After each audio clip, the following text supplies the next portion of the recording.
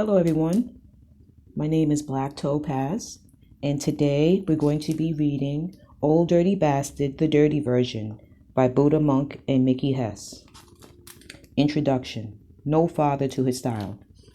Russell Tyrone Jones was best known as Old Dirty Bastard of the hip-hop supergroup the Wu-Tang Clan, but before that, he rapped as Asan Unique, the name his cousin Islam gave him in his teens, when he became involved with the Nation of Gods and Earths, the 5% Nation. Just as Cassius Clay changed his name to Muhammad Ali in 1964, when he converted to the Nation of Islam and left behind his English slave name for a righteous Arabic name, the young Russell Jones followed the 5%er tradition to adopt a new name that would speak for himself in English, the language he spoke every day. Jones began to go by Asan Unique or Asan Unique.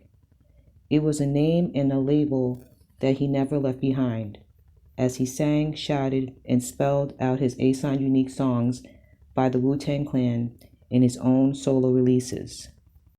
The name fit. It was Dirty's uniqueness that led his fellow Wu-Tang member Method Man to explain that the group called him the Old Dirty Bastard because there was no father to his style. Dirty's style of rap was unique. His rhyme style ranged from drunken, slurred, to growled, crooned, and warbled, to shouted, grunted, and screamed, often all within the same verse. The first time I heard Old Dirty Bastards going down, I was sure I was listening to 3 different rappers on the song. After a nearly 1-minute intro of sustained croaking that eventually builds to a wobbling high note, Dirty begins the first verse by spelling out unique God. 5% is often referred to each other as gods, in a low, breathy voice that almost registers as a whisper until his voice raises in pitch and volume as he draws out the last syllable. I'm the U, N, I, the Q, U, E, the G, to the O, D, E. Then halfway through the song, he's singing Over the Rainbow, while his wife berates him for getting with groupies. Dirty made his record debut in 1992 on Wu-Tang Clan's self-released single Protect Your Neck, which would be included on their album Enter the Wu-Tang 36 Chambers. Wu-Tang, one of hip-hop's most enduring groups, emerged at a moment when hip-hop's focus was shifting from the group to the solo artist. The early 90s marked a new era for rap solo superstars, as MC Hammer and Vanilla Ice broke the sales records set before them in the 80s by groups such as Run DMC and NWA, while Hammer and Ice achieved pop superstardom in the 1990s. Contract disputes held up the release of the new Run DMC album. NWA broke up in 1991, and by 1992, its former members Ice Cube, Dr. Dre, and Eazy-E had each released solo albums, taking shots at their former partners. Having billed themselves as the world's most dangerous group, NWA broke up over the kind of monetary disputes that might end up any business partnership. Ice Cube, the first member to leave, claimed that Eazy-E and the group's manager, Jerry Heller, were keeping an inordinate amount of NWA's profits for themselves, and Dr. Dre soon followed Cube out the door. Dre then left Heller and Eazy's Ruthless Records to form Death Row Records with Marion Suge Knight, amid accusations that Suge and his soldiers had threatened Eazy with violence in order to secure Dre's release from his contract. By 1992, hip-hop had become big business, and the rappers who would excel in the next decades came to develop a business acumen that rivaled the street knowledge. Jay-Z would soon claim to have parlayed the skills he learned in the drug trade into a new approach to the music industry.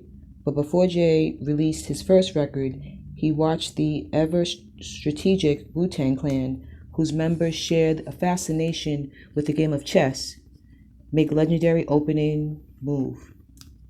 Wu-Tang used the success of their self-released single to leverage an unprecedented recording contract that allowed each of the clan's 9 members the freedom to record as a solo artist for any label he chose. This ingenious contract condition set the stage for Wu-Tang Clan to become hip-hop's most important new group of the 90s. As its members established successful solo careers, it would only strengthen the group's brand. For the plan to work, each man in the clan had to stand out with his own style, swagger, and star quality. Each Wu-Tang member would have to bring something unique to the table. Enter the man with no father to his style, the man who called himself unique. Enter Russell Jones, whose personality was so big that it came to overshadow his music.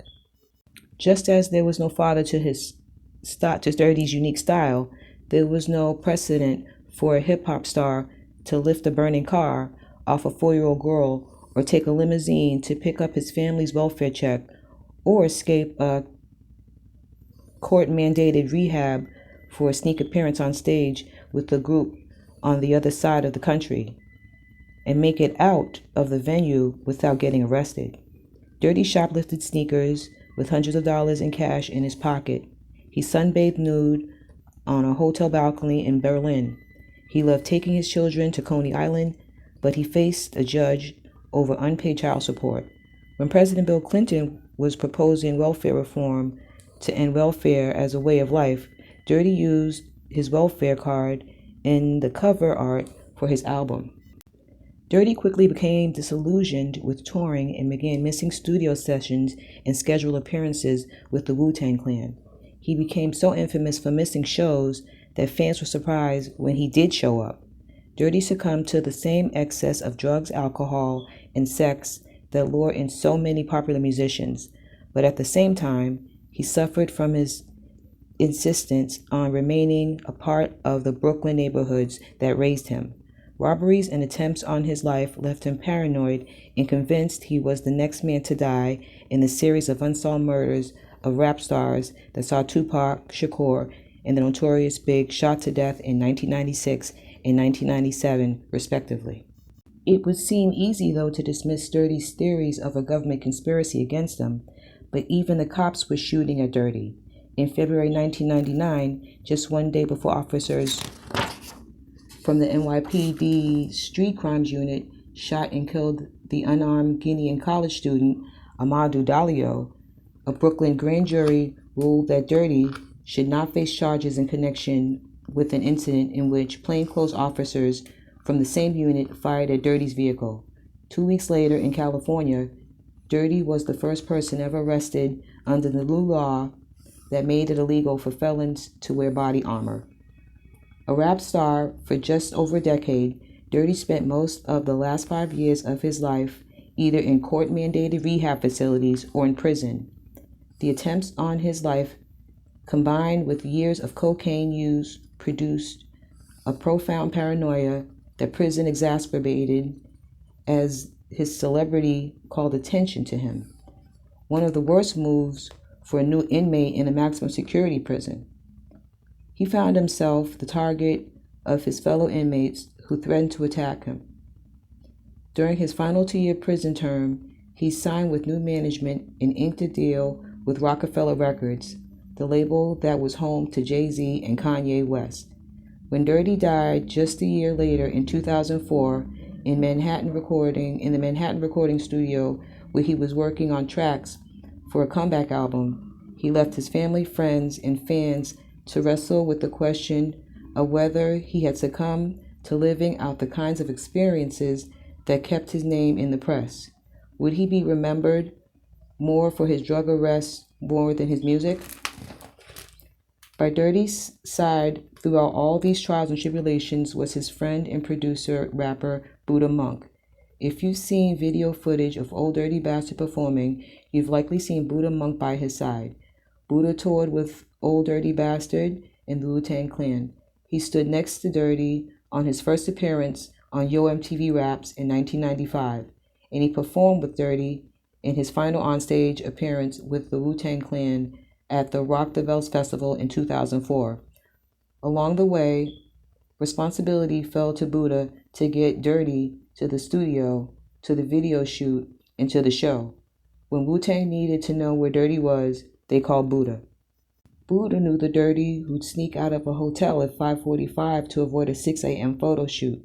He knew the Dirty who escaped the pressures and responsibilities of the music industry by leaving New York to stay with friends in Willingboro, New Jersey, where he'd hang out with Buddha and the rap crew Zoo Ninjas.